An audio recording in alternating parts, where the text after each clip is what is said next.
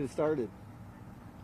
What do you thought of Martavis Bryant so far, first 2 days you've seen him? Yeah, he's been good, just as we had expected when we traded for him. Explosive player, but had a good first 3 days. What was it like for you being back in Napa? Was it like kind of a bit of deja vu? Yeah, a little deja vu again. As John said, you see a lot of familiar faces, whether it be with the media or with people in the building. So that makes it familiar, makes the transition, much easier coming back. What have you seen out of your rookie tackles, Brandon Parker and Colton Miller? Real excited about both those two guys. They made tremendous strides when they got here throughout the OTAs and the June mini camp, and they both had both of them had a good summer, and we've thrown them in the mix right now. We're kind of rolling those guys. Obviously, Colton's played with the starting group on every period that we have, and we've rolled Brandon in there as well. But they both look really solid. You've been with John in different places before, obviously, and he's notoriously, at least the reputation is that he's notoriously tough on quarterbacks. What have you seen in that relationship thus far between John and Derek? Well, probably the most exciting thing about it is how well the three quarterbacks, all three, Derek, Connor, and EJ, have taken to it and taken to the hard coaching. I think they're, developing a bit of thick skin. They know that everything that he tells them is meant to improve them, and they've been great with it. I think they appreciate that. I think they appreciate the hard coaching, and they've responded. Are you the good cop to the bad cop in that situation? We're just here to coach the quarterbacks the best we can and try and get the best out of them. Jordy Nelson is 33 years old. I mean, a player goes beyond the age of 30. People tend to write them off, but something that Gruden and Derek both said yesterday is, he's not his age. What have you seen from him, in particular from an explosive speed standpoint?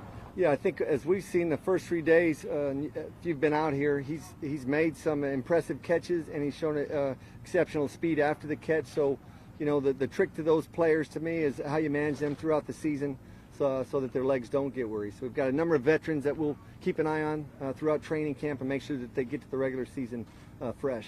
When you look at your wideouts as a whole, seems like they obviously share some traits, but some of them have different strengths. Does that help you when you're creating plays for these guys, that you have a deep guy, you have a good route runner, you have good hands? Yeah, we have good slot guys. Certainly, I think that's part of it in putting together the roster. I think with what John would like to do creatively, offensively, and what we're doing, I think he's done a good job. I think we've done a good job of bringing in players of different strengths, and we're able to get in and out of different personnel groupings, and I think that'll allow us to keep defenses off balance. From the running game so far? I know it's kind of hard to judge when they're not in pads yet, but what have you seen in terms of opening up the running lanes for Marshall? Yeah, it's difficult, as you said, without the pads. But again, right now, especially when you're first starting out, it's about assignments and mental errors. And as we've gone through 3 days, we've had very minimal mental errors. We'll find out more once we get into some of the live work. But we've been pleased right now with where they're at mentally. Do you think Amari can make the jump to get the level of Odell, Julio, and why, if so? Yeah, we do. Again, he's a very productive player at Alabama. Been a very productive player here in the NFL and with the Raiders, and I think just getting him back on track and him staying healthy will be a big part of it. But he came in tremendous shape. He's a guy that loves the weight room. He's bigger, stronger, and healthy right now, so we're excited about that. Right here with John in 2008, which was I think his last year before he went to TV. And obviously practices are different now because of CBA and different things he has to do. But in terms of his energy, the way he approaches things, do you see any change at all? Does he delegate any more than he did before? No, none at all. No, not at all. It's a good question, Jerry. He is the same guy, and I've tried to, when you try to convince the players of that have seen him for the first time, is he like this all the time? He'll be like this from week through week 16. That's just his personality. That's who he is. He's going to try and, for him, he's going to create energy at practice. He talks about all the time. It's about the preparation phase. It's also about the presentation. He believes very strongly in his presentation, and he does it both. He's excellent at it. So he's going to stimulate him. He's going to motivate him, and he's going to be the same guy throughout the season. What are your thoughts on Seth Roberts and his progression from when you first seen him to now? Stronger, bigger, much better probably in all phases, to be honest with you. And I think now that we brought in guys to compete with him too, and I think that'll allow him to take another step as well. But I like where he's at physically. I think his body's changed since I've been here, and certainly his route running has gotten better. He's more competitive, and he's a more confident player. When you're looking at your backup quarterbacks, EJ was the number 2 guy last year. Does that give him a leg up, or is this truly an open competition? No, it's truly an open competition, and we've explained that to the quarterbacks. We've sat all 3 of them down and let them know how we're going to rotate the reps here throughout training camp, and we're really that'll be a big area for us to evaluate throughout training camp, is to try and find that number 2 quarterbacks. But right now, it's an open competition with those 2 guys. What does Jordy bring to the wide receivers room, given his experience and Well, obviously tremendous leadership. He's a tremendous leader. He's a mentor to the younger players. I think they really appreciate that, including Amari. I think that's a good relationship there with those 2. You see them together a lot and talking, and so that's been real positive. But I would say just his professionalism that he brings to that room. What's the difference in evaluation from all of OTA's mini camp when it's just shorts and no shoulder pads to tomorrow when finally the pads come on as a coaching staff?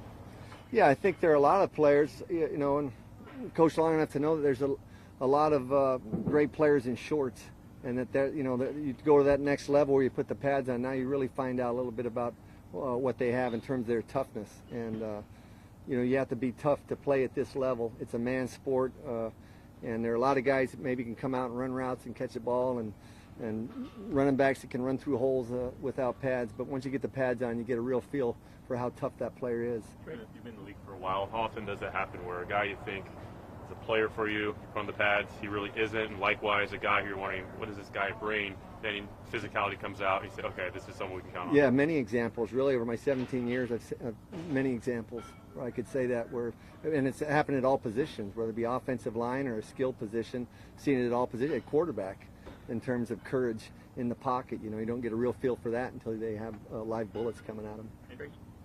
Any guy in particular that you're again, they're all, I could tell you a bunch of guys that maybe it surprised me, but there's guys that have gone the other way that have surprised me the other way as well. You were here with Tony Sparano in 2014 when he took over as head coach. What are you going to remember about the connections he made with players and what the kind of guy he was to work with? Yeah, such a sad story there on Tony Sparano, and it was really just hard to imagine, hard to believe what his family's going through, and certainly what that team's going through right now. But he just, to me, he's real, very grounded person. Family was so important to him. He's a great husband, a great father, and a great grandfather. I think when he talked about his grandkids, his face really lit up. But I just thought he's a great role model as a father and a husband, grandfather, and a really dedicated football coach. Quarterbacks, what's the next step for kind of Cook to become an effective quarterback? What's holding him back? He's got to be much more consistent. We've seen some good things from him, but he's got to do a much better job of taking care of the football and just a more consistent play. That's good. All right. Appreciate you being here. Thank you. Thank you, Greg. Yep.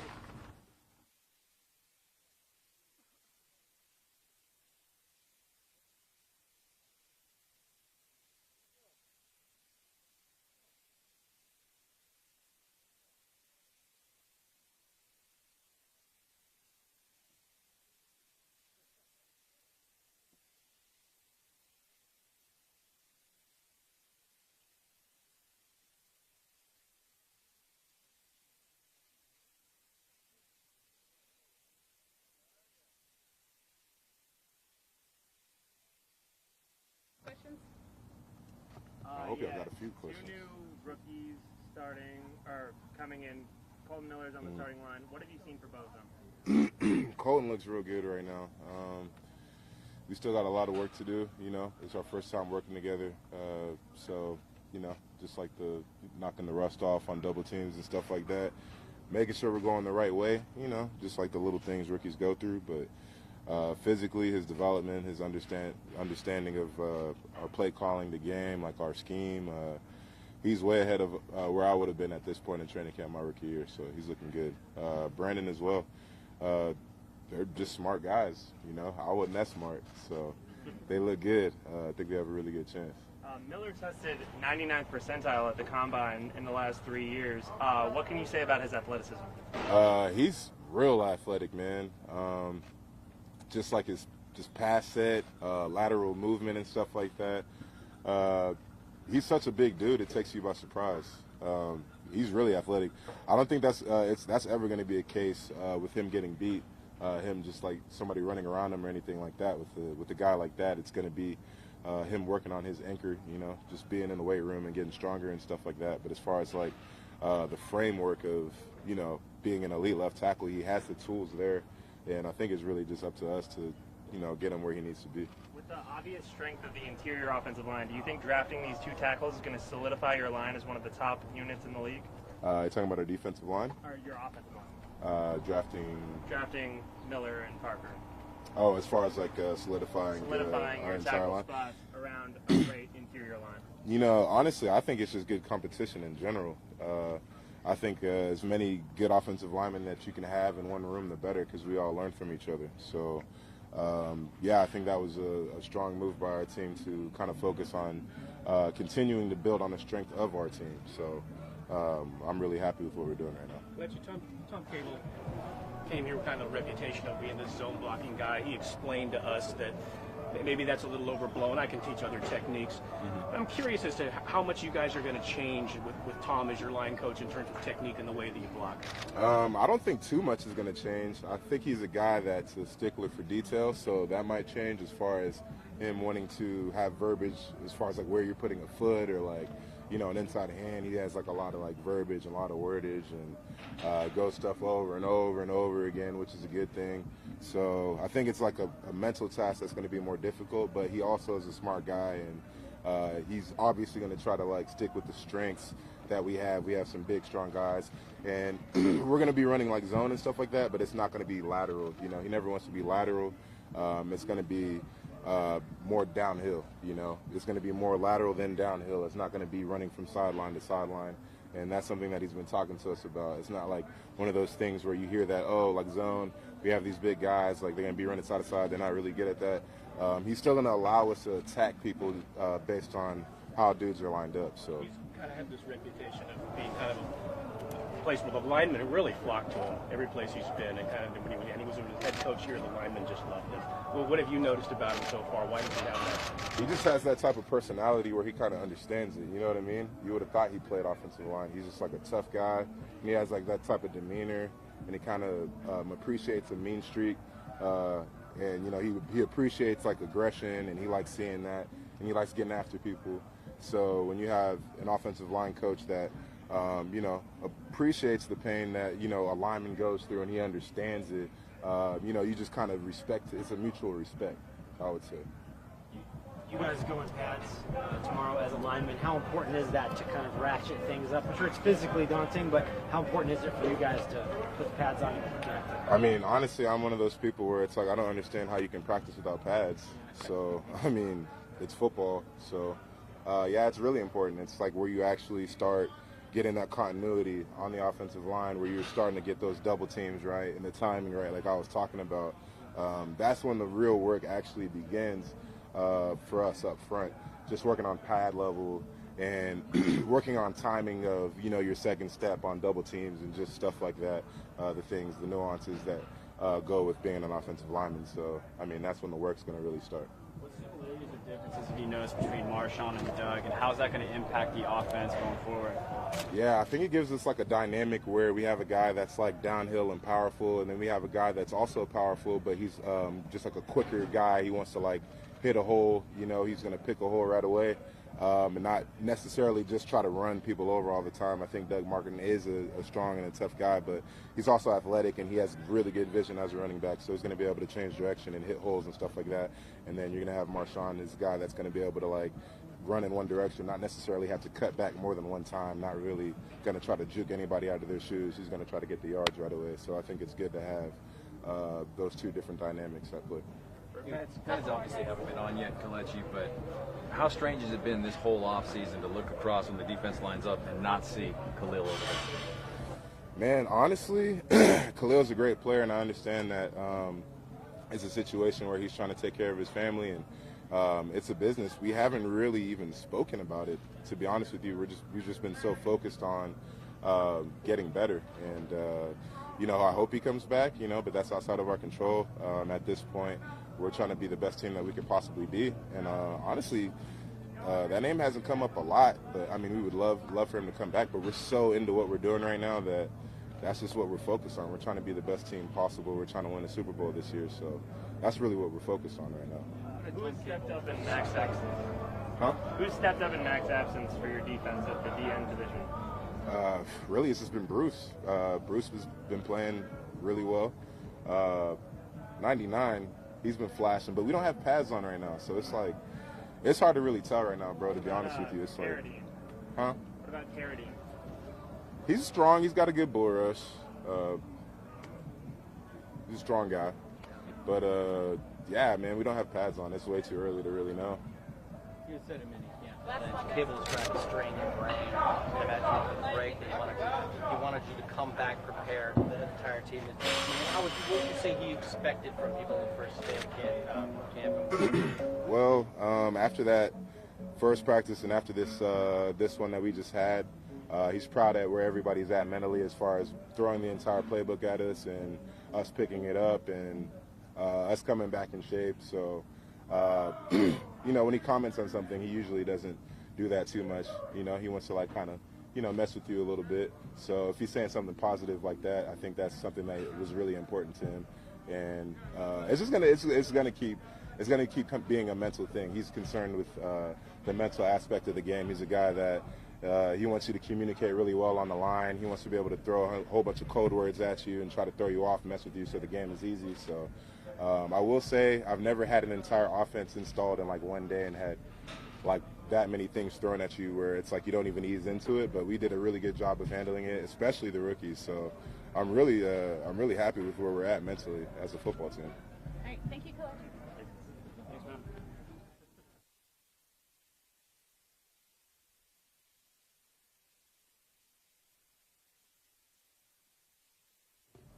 All right, guys, questions for Dad? Have you noticed the difference running behind this offensive line at all? You know, they're pretty dominant. Have you had any easier running lanes or holes open up for you? I do notice the difference. This is probably like the top, you know, the best running lineman that I ran behind, and I mean, you can definitely tell the holes are there, and I'm wide open, and I can't wait to run behind these guys. How excited are you going to be tomorrow to put the pads on and feel that? It's going to be real exciting. You know, I can't wait to get the pads on. It's been a while. It's been a long time. I believe last, you know, December, last time I had pads on, and it's been a lot of hitting. It's going to be a lot of guys arguing with each other. It might be a couple of fights, hopefully not, but you know, it's going to be, that's all the fun of the game of football, so can't wait. Working behind a new line, how much of it is just timing to get a sense of how guys are opening up those lanes? And it's one thing to do that in the offseason when there aren't pads, but how much does that elevate tomorrow? The timing is definitely, I'm still working on the timing as well on some of these runs. But yeah, with getting the pads on, we'll definitely get a real feel of, you know, with the timing and, you know, as well as with the running back and just the run blocking schemes, and it's going to be good work for us. What you've noticed so far of the running scheme, how does it maybe help you? How does it maybe fit what you like to do? Yeah, with what you've noticed so far of the running scheme, how does it maybe fit you? How does it maybe fit how you like to run? You know, it's really once you get the ball, you know, pick a hole and you just go.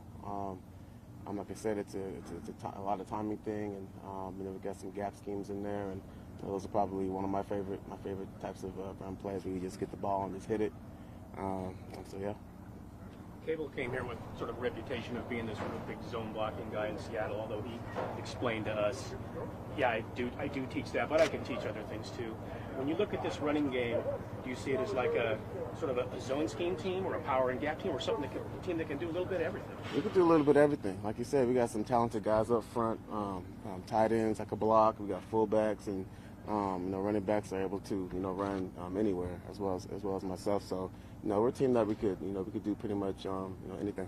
In the years you had your real big years when you were healthy, those years were the Lions in Seattle, did they have a specific way that they blocked? Were you guys as a power team or a zone blocking team? In Seattle? No, I'm sorry. And when you were in Tampa, you had 2 big years. Tampa? Yeah. Over there we were just, you know, pretty much it was zone with a few gap schemes, but I think we were dominantly a zone team.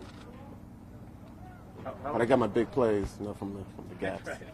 How have you kind of grown in the league and get a sense of your body and how it responds to just being hit so often during the season? How have you learned just to kind of take care of your body? And are you doing anything differently at this point in your career than you were a few years ago?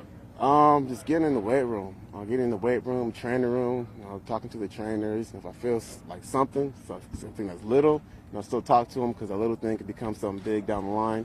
So it's just listening to my body and yeah, just taking care of it. What do you learn in that respect from a guy like Marshawn who's been able to take a lot of pounding? Mm-hmm. Yeah, and that's impressive because he's a very dominant, aggressive player, running back, and the way I see how that he takes care of his body is that he does a good job of listening to his body and does a good job of pacing. Because he's looking a long way from the season, so he does a good job of pacing, and by the time season 1 gets here, he'll be hitting the ground running. How helpful has he been in terms of have maybe tips that he's given you on the field as opposed to pretty helpful. Like growing up, I used to watch Marshawn. I modeled my game after Marshawn, so I don't think he knows that, but I guess now he will. But yeah, it's definitely he's definitely a great back when it comes to the game and how knowledgeable he is and how to shed tackles and how to read and all that stuff. So he's definitely been a great help to me. Does he do things for you? How did you do that? Yeah, I do. Was there a moment when, I know the pads aren't on, but when running behind this line, you felt, wow, this is different? In terms of it being the best run blocking line you've had, was there a moment that it kind of hit you that this was the best you've had? They're all big. They're all really, really big. But tomorrow's really gonna be that. I feel like I'm gonna have that epiphany. So we'll see. What do you think of the undrafted kid, Chris Warren? Big dude, but I feel like he's working and learning and absorbing stuff. Yeah, I like Chris. Chris is he's a great back. Big guy. He's a real big guy, and you can tell that he's hungry and he wants to learn. He wants to be. He wants to help, and I can't wait to see what he's gonna do when he gets these pads on because he's gonna be running over some people. So it's gonna be fun to watch. Okay, guys? Ready? Thank you. Hey guys.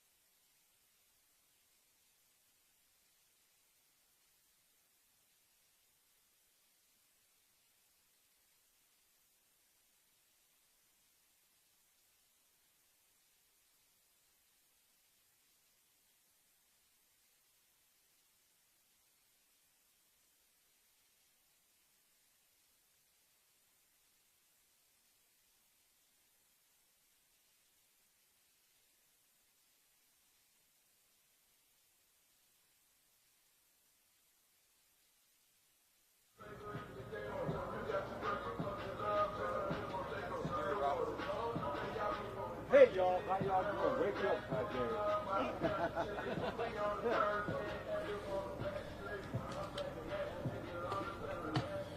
feel like I'm running for Oval Office or something up there. What's up, Petaluma? What's going on?